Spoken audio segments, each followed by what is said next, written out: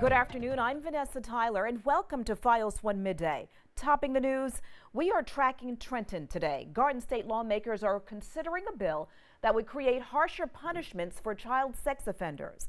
FiOs1's Barb Consiglio has details. A follow-up to that tour bus crash in Wayne over the weekend. A federal report says the Canadian company who owned the bus was not authorized for interstate travel. According to federal records, AVM Max 2000, based in Toronto, had their license to carry passengers over state lines revoked in July. Making news around the region, a 25-year-old man is fatally stabbed. Now police are searching for his killer. Michael Jones was found Sunday on 14th Street between 5th and 6th Avenues in Union Square. Police say he was slashed several times throughout his head and neck and had one of his ears cut off. Welcome back. Time now for sports. Are you ready for some football? The Jets get the primetime spotlight as they host the undefeated Houston Texans in a Monday night showdown. Lots of questions for Gang Green, including who will step up with Santonio Holmes done for the year.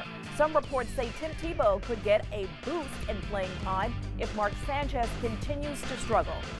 Meantime, the Giants taking on the Cleveland Browns. Early in the first quarter, quarterback Brandon Weeden throws a 62-yard touchdown pass on a blown coverage.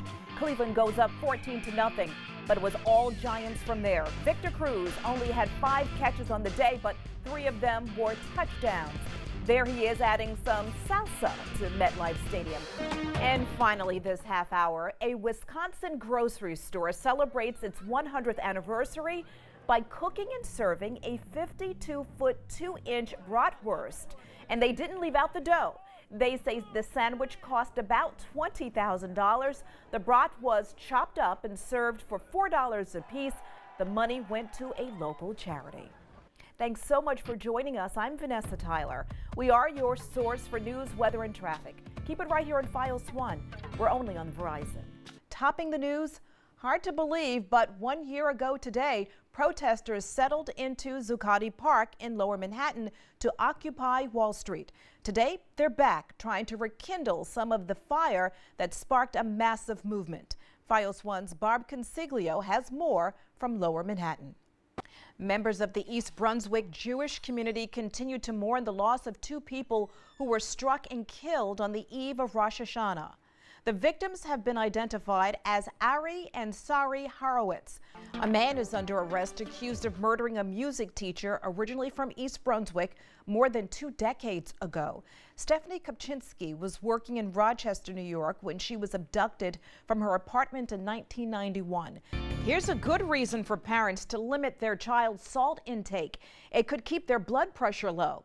The connection between increased sodium levels and high blood pressure is particularly strong among overweight and obese children.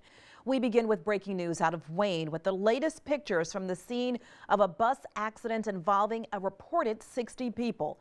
A chartered tour bus from Toronto to Manhattan overturned on a highway exit in Wayne and slid down an embankment early this morning.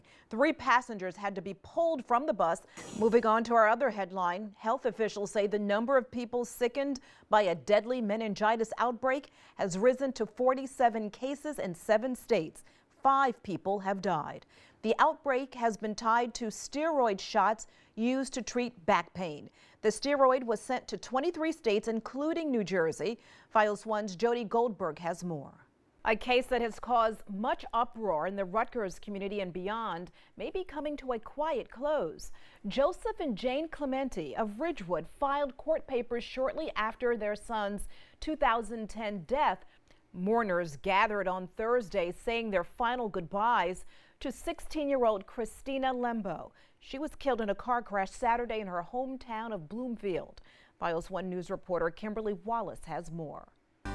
A new and enduring honor is bestowed on a Navy SEAL from our area who gave his life fighting in Afghanistan. American Airlines has an explanation of how those seats on planes came loose in mid-flight. The blame, believe it or not, is coffee, tea, or soda. His actions ruined, destroyed the lives of numerous children, brought down a university, and led to the downfall of one of college football's most famous coaches. Today, former Penn State football assistant coach Jerry Sandusky learned his punishment.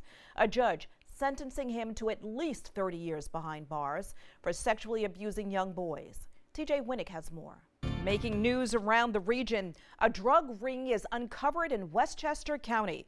Federal authorities seized 50 pounds of methamphetamine from a boarding house in New Rochelle. The Drug Enforcement Administration is calling the bust the largest in New York State history. Officials say the drugs are worth about $1 million on the street. The drugs are believed to have originated in Mexico.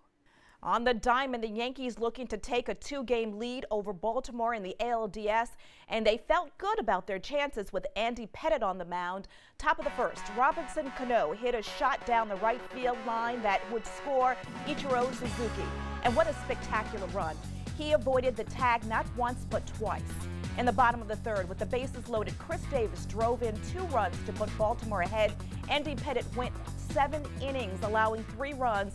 In the top of the 9th, Alex Rodriguez had a chance to tie the game, but he swung and missed. Charlie Brown has nothing on this great pumpkin.